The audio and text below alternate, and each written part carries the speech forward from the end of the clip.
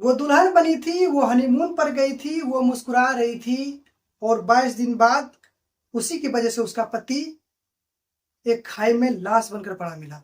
जी हाँ, ये किसी फिल्म की कहानी नहीं है।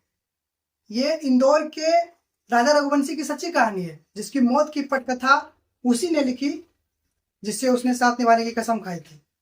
ये बात है हाल ही में बीते समय 11 मई 2025 की। इंदौर के रहने वाले 30 वर्षीय राजा रघुवंशी ने सोनम रघुवंशी के साथ 7 फेरे लिए। सोचा था एक नई जीवन की शुरुआत होगी, एक नया सफर जिसमें प्यार, परिवार और आशीर्वाद होगा। लेकिन उसको ये कहाँ पता था कि जिसे वो अपना जीवन साथी बनाकर ले जा रहा है, वो पहले ही अपने प्रेमी के साथ उसका मौत का प्रमाण लिख चुकी है। आपके मन में एक सवाल आ रहा होगा कि कौन है राजा रघुवंशी और क्यों उसकी पत्नी सोनम रघुवंशी ने उसका कत्ल करवाया। अब जब सवाल है तो जवाब तो देना ही पड़ेगा।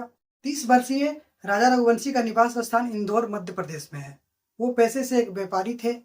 स्वभाव बिल्कुल ही सहज, विनम्र और पारिवारिक व्यक्ति माने जाते थे। राजा की शादी रामनवमी के दिन 11 मई 2025 को एक विवाहिक सम्मेलन में सोनम रघुवंशी के साथ तय हुई थी। सोनम भी इंदौर मध्य प्रदेश की रहने वाली है। उसके पिता का नाम देवी सिंह रघुवंशी और भाई का नाम गोविंद रघुवंशी है। सोनम अपने पिता और भाई के प्लाईवुड की फैक्ट्री में हाथ बटाती थी। वो वहां पर एचआर का काम करती थी। रिपोर्ट्स के मुताबिक सारा खेल यहीं से शुरू होता है। उसी फैक्ट्री में अकाउंटेंट्स के रूप में एक बंदा काम करता था जिसका नाम राज कुशवाहा था। सूत्रों के मुताबिक सोनम रघुवंशी राज कुशवाहा से प्रेम करती थी। दोनों का अफेयर काफी लंबे समय से चल रहा था। कितने समय से चल रहा था ये बात भी मैं बताऊंगा मैं आपको।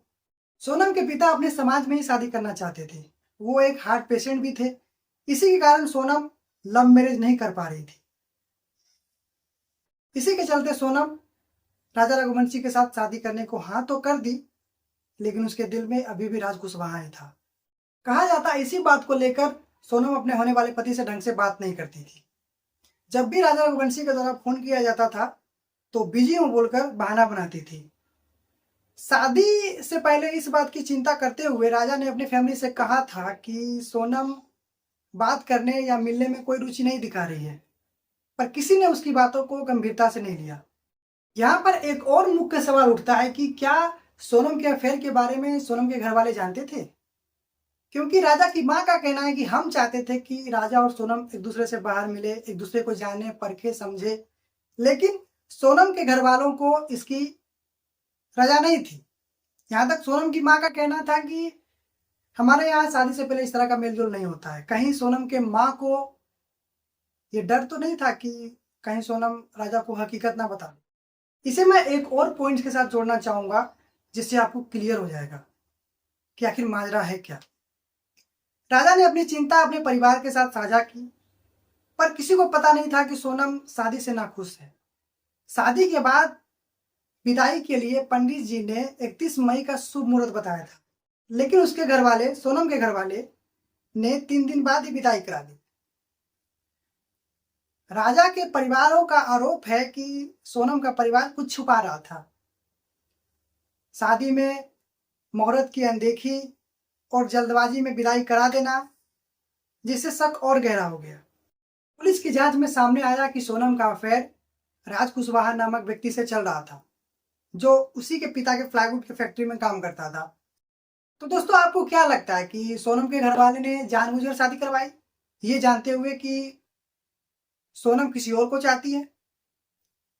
अपनी राय कमेंट में बताएं। चलिए आगे बढ़ते हैं। शादी के कुछ दिनों तक सोनम कहीं घूमने फिरने में इंटरेस्टेड नहीं थी, लेकिन अचानक उसने मेघालय घूमने का सुझाव दिया। इस बात को लेकर राजा की मां ने चिंता व्यक्त की, लेकिन फिर उन्होंने भी सोचा कि कहीं बहू का दिल टूट ना जाए। सोनम ने मेघालय के लिए केवल जाने का टिकट बुक करवाया, आने का नहीं करवाया। शायद उसका पहले से ही प्लानिंग था कि हत्या कर कर वहां से फरार हो जाएंगे। सोनम और राजा दोनों मेघालय गए, वहां पर घूमते फिरते नजर आए। एक सीसीटीवी फुटेज में सामने आया कि राजा स्कूटी पर बैठा हुआ है और सोनम किसी से चैट कर रही है। पुलिस के मुताबिक वो अपनी लोकेशन अपने आशिक राज कुशवाहा को भेज रही थी, ताकि वहां पर जो कॉन्टैक्ट किलर्स मौजूद है वो उन तक पहुंच सके। एक चीज मैं आपको बता देना चाहता हूं कि मेघालय सोनम का आशिक नहीं गया था, वह जाने वाला था, लेकिन उसके पैर डगमगा गए और घर पर ही रुक गया और वह घर से ही पूरी मामला को कंट्रोल कर रहा था। तो फिर एक और सवाल कि मेघालय गया कौन? मेघालय 3 कॉन्ट्रैक्ट किलर्स गए थे। ये 3 कॉन्ट्रैक्ट किलर्स कोई और नहीं बल्कि राज कुशवाहा के दोस्त थे। ये राजा और सोनम के पीछा करते करते मेघालय तक पहुंच गए। सोनम इन्हीं तीनों के संपर्क में थी। इसके रिपोर्ट्स में बताया जा रहा है कि राजा और सोनम जिस जगह कमरा लेकर रुके थे वहां पर यह तीनों भी कमरा लेकर रुके थे। बताया जा रहा है कि जहां से राजा ने बाइक को किराए पर लिया था वहां से इन तीनों ने भी बाइक किराए पर लिया था। सोनम राजा को घुमाते फिराते एक ऐसी जगह ले जाना चाहती थी जहां सीसीटीवी कैमरा ना हो, जहां कोई आता जाता ना हो, मतलब कि हत्या करने के लिए एक आदर्श और सुनसान जगह। और हाँ, एक बात और, पुलिस की पूछताछ में एक गाइड ने बताया कि सोनम और राजा अकेले नहीं थे, उनके साथ 3 और लोग थे जो कि हिंदी में बात कर रहे थे। इस स्टेटमेंट से और क्लियर हो गया। अब मुद्दा यह है कि बेचारे राजा को इस बात की भनक तक नहीं लगी कि अगले ही पल उसके साथ क्या होने वाला है। सोचिए कि कितनी तगड़ी प्लानिंग की थी। जब वे लोग शिलोंग के पास ईस्ट काशी हिल्स पर पहुंचे तब सोनम ने इशारा किया कि मार डालो मेरे पति को। हालांकि उन अपराधी में से एक के कदम लड़खड़ाए, बोला कि छोड़ देते, रहने देते, लेकिन सोनम उन लोगों से कही कि मैं तुम लोगों को 20 लाख रुपए दूंगी। तब जाकर उन लोगों ने राजा रघुवंशी की जान लेने की ठानी। सबसे पहले उन लोगों ने राजा को खाई में धक्का देना चाहा, लेकिन राजा बच निकला। पोस्टमार्टम की रिपोर्ट में सामने आया कि राजा के सिर पर बहुत गहरे जख्म थे। उन लोगों ने राजा के सिर पर किसी तेज धारदार हथियार से हमला किया था, तभी राजा बुरी तरह जख्मी हुआ।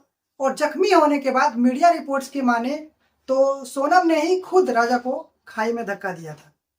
हत्या करने से पहले सोनम ने खुद राजा की मां को फोन की और वहां की खाने की शिकायत की और कहा कि मां आज मेरा उपवास है। मतलब सोनम राजा के घर वालों को किस तरह उलझा कर रखी थी ताकि कोई उस पर शक ना करे। दोपहर 23 मई 2025 को राजा की हत्या करने के बाद सोनम और राजा के दोनों के फोन स्विच ऑफ आने लगे। घर वालों की चिंता बढ़ने लगी। उमा रघुवंशी यानी राजा की मां ने इस बात की सूचना तुरंत जाकर पुलिस को दी। उसके बाद पुलिस ने जांच शुरू की। पुलिस के कई दिनों के जांच के बाद 2 जून को राजा का शव मेघालय के एक खाई से बरामद हुआ। सारा सामान गायब था। पहले पुलिस को लगा कि लूटपाट हुआ होगा, पर सवाल था कि सोनम कहाँ है। सोनम के नहीं मिलने पर लोगों को लगा कि शायद सोनम को अगवा कर लिया गया होगा, पर जब सोनम जिंदा मिली तो पूरा मामला ही उल्टा पड़ गया। 8 जून की रात 1 बजे गाजीपुर यूपी में काशी ढाबा नाम के एक ढाबा पर सोनम मिली। वहां उसने चाय वाले से फोन मांगकर अपने भाई गोविंद को कॉल किया और बोली कि मैं लुट गई, मेरे पति को मार डाला। शायद सोनम ये बताना चाहती थी कि उसके साथ लूटपाट हुई, पर यह बात झूठी निकली। फिर आगे चलकर पुलिस के द्वारा बताया गया कि राजा की हत्या का मास्टरमाइंड सोनम ही है। उसी ने अपने प्रेमी राज कुशवाहा और 3 सुपारी किलर्स के साथ मिलकर राजा को मरवाया है। आरोपियों के बारे में बताया गया कि सोनम रघुवंशी मुख्य साजिशकर्ता, राज कुशवाहा सोनम का आशिक, और उसके बाद विक्की चौहान, आकाश राजपूत और आनंद, ये तीनों सुपारी किलर्स थे। सोनम 9 जून को गाजीपुर कोर्ट में पेश हुई। शिलोंग पुलिस को ट्रांजिस्टर रिमांड यानी 3 दिन का समय दिया गया ताकि सोनम को गाजीपुर से शिलोंग लाया जा सके। लेकिन हैरान कर देने वाली बात तो यह है कि सोनम के पिता राज कुशवाहा के पक्ष में खड़े हैं। उनका कहना है कि राज मेरे साथ ही काम करता था, वो बहुत ही शरीफ लड़का है। पुलिस के आरोप झूठे हैं, वो अपने आप को बचाने के लिए बच्चों पर इल्जाम लगा रही है। ये बयान दर्शाता है कि या तो पिता को सच का अंदाजा नहीं है या फिर सच जानते हुए भी बेटी और कर्मचारी के रिश्तों को छुपा रहे हैं। राजा रघुवंशी की मौत सिर्फ एक शख्स की हत्या नहीं है, बल्कि भरोसे, रिश्ते और इंसानियत की निर्मम हत्या है। एक ऐसा आदमी जिसने प्यार, शादी और परिवार के सपने देखे थे, लेकिन उसी के सबसे करीबी ने उसे सबसे बड़ा धोखा दिया। ये कहानी हमें सिर्फ चौंकाती नहीं है, बल्कि आईना भी दिखाती है कि कैसे लोग प्यार के नाम पर अपने हवस, लालच और स्वार्थ को छिपा लेते हैं। अब ये वक्त है जागने का। आंख बंद करके किसी पर भरोसा करने से पहले परखना सीखिए, क्योंकि अगर रिश्ते दिल से नहीं चालाकी से निभाए जाए तो उसका अंजाम सिर्फ बर्बादी ही होता है। राजा तो चला गया, लेकिन उसकी कहानी एक बड़ी चेतावनी है कि धोखे से बड़ा कोई अपराध नहीं और भरोसे से बड़ा कोई बलिदान नहीं। धन्यवाद।